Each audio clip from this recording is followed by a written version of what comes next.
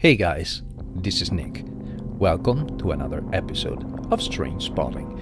In today's video, I'm gonna talk to you about another horror film, Deadstream. Well, the thumbnail pretty much gives away how I feel about this movie, but I'll try to provide some objective and subjective reasons as to why I think this is such an amazing film that should receive more widespread interest and acclaim. Without further ado, let's dive into the hilarious and terrifying events of Deadstream. I really hope you will enjoy this video as much, or even more, than I did making it.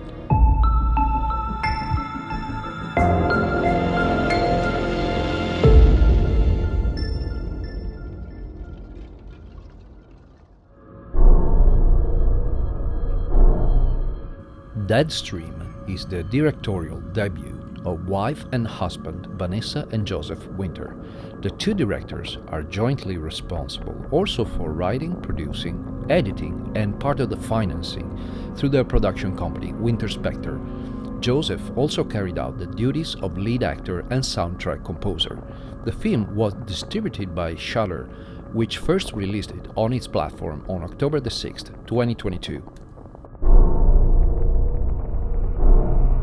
This is Sean Ruddy, coming to you live from Death Manor. Sean, the protagonist, is a discredited internet celebrity who spent his entire career as a content creator trying to win the attention of the public with crazy stunts aimed at overcoming his fears. Unfortunately, one of his gigs caused some serious controversy and lost him most of his sponsors and fan base, and he will try to win back his followers and financial success through a night-long live stream inside an abandoned building nicknamed Death Manor. For 7 years now, you have watched me face my fears for your entertainment. There is one fear that I haven't yet faced. I will be spending one night alone in a haunted house. Many people have died in that place, earning it the moniker and the reputation of one of the most haunted houses in America. This is the most haunted house in the United States. Death Manor was built in 1880. Mildred lived here for 8 years in this house. She hung herself at the end of this hall. Tonight we're going to be monitoring 3 rooms, all of which have actual documented paranormal activity. As part of the deal with the only sponsor he has left, he must fully explore the house and stay until sunrise. I hope you all appreciate the public service I'm doing by being here. Are you still with what's her name? No, shh, we're here. Oh, come on, that doesn't even look real. I'm not falling for this Photoshop hack job.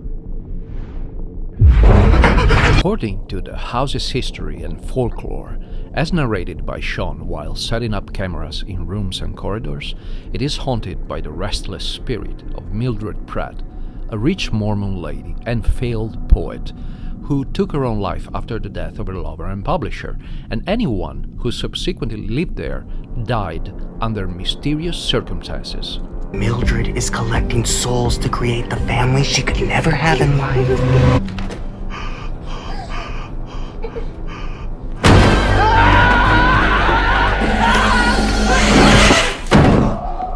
Sean's eagerness to please his live audience leads him to a series of bad choices that end up provoking the dwelling spirits and to a battle for his own survival with a handful of information-digging fans as the only help available. Horror comedy, or comedy horror depending on your preference, is a prosperous and prolific subgenre that has gifted us with classic jewels such as Young Frankenstein, An American Werewolf in London, The Evil Dead, Gremlins, The Return of the Living Dead, Night of the Creeps, The Monster Squad, Bad Taste, Beetlejuice, and, in more recent times, Shaun of the Dead, Zombieland, Tucker and Dale vs. Evil, The Cabin in the Woods, Bad Milo, Better Watch Out, and Happy Death Day. I am obviously only listing a few of my favorites. The list is simply too long, and although I lack hard data to make such a statement, I would say that the average quality of this subgenre is higher than regular horror. If I were to pick one among them, I think it would be Shaun of the Dead, for the rewatchability factor. It's a film I've seen several times and it gives me pure joy on every single couch session. After seeing Deadstream, I was surprised to realize it deserves equal status to Shaun of the Dead. Since horror comedy is chock full of amazing films, it's not an easy task to craft something outstanding, and it's also challenging to do so while mixing it up with another subgenre often chastised for its general bad quality, found footage. Vanessa and Joseph Winters managed to create a perfect blend of both, with fantastic visuals, a great soundtrack and audio department, and a fast and captivating pacing completely devoid of dull moments. More importantly, they somehow concocted a mix where each aspect, comedy, horror, and found footage, is fully developed and effective for the audience, and works in perfect harmony with the other two. The found footage element is, possibly for the first time ever, framed in a way that does not provoke disbelief in the viewer. It makes perfect sense for Shaun to keep recording even in frightening and life-threatening situations, because he will lose his fandom and sponsorship if he did, and also because he needs the visuals from the cameras to defend himself. Despite the general comedic tone, there are very effective scares, and the residing evil entities Shaun squares off with look truly frightening. On this note, I want to congratulate the VFX department for sticking almost exclusively to practical effects, and for creating puppets and costumes with faces well within the uncanny valley. I find masks and makeup to be generally ineffective at being scary, at least for me, because a part of our brain is aware at all time that what we're looking at are human beings playing a role. Completely fake faces, on the other hand, are much more unsettling because of how alien they look. Regarding the comedy factor, the general hilarity feels organic and never forced.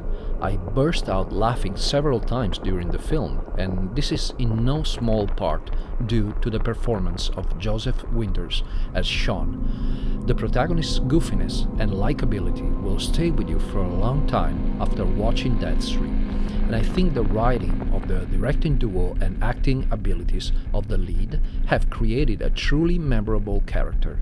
This review wouldn't be complete without celebrating the supporting actress, Melanie Stone. She gives a nuanced and multitonal performance that highlights her great talent, and after seeing her on both Deadstream and on To Hell and Back, the segment of VHS 99, also directed by the Winters, I am eager to see her next efforts, with my fingers crossed that many of them will belong to the horror genre. The last aspect to emphasize is that, at least in my experience, most of the best horror movies also provide some moral and social lesson. Unless I missed some subtext, I think in this film the protagonist and antagonist are a distorted reflection of each other. They both go to extreme lengths for the desire to be famous, and the lesson I took away from this, despite the comedic tone, is a serious and relevant commentary for the modern figure of social media celebrity. Don't sacrifice your life and soul for attention. In conclusion, Deadstream is an incredibly fun and entertaining film that provides a perfect amalgamation of horror, comedy and found footage style, with a tight script, a masterful direction and competent audio, cinematography and visual effects compartments, and very skillful actors. Considering the level of competition in the horror comedy subgenre, the fact that this is the first feature film of the directors, and how difficult it is to blend the fear, the laughs, and the visual style of found footage, this is a cinematic experience that should receive far more recognition, and I suspect will develop a cult following in the future. For all these reasons, I assign 10 out of 10 owls to Deadstream. I consider it the best horror movie of 2022, required viewing in anyone's list for spooky season, and the directors a force to be reckoned with. The film is currently available to watch with a paid subscription on Shudder and AMC Plus, and for rent on all major platforms. Have you seen this film yourself? And if so, what did you think about it? Please let me know in the comments. I really hope you enjoyed this film analysis, and if you did, it would really help Strange Spotting grow if you could push the like button and subscribe for more content like this. Thanks for watching, and see you in the next one.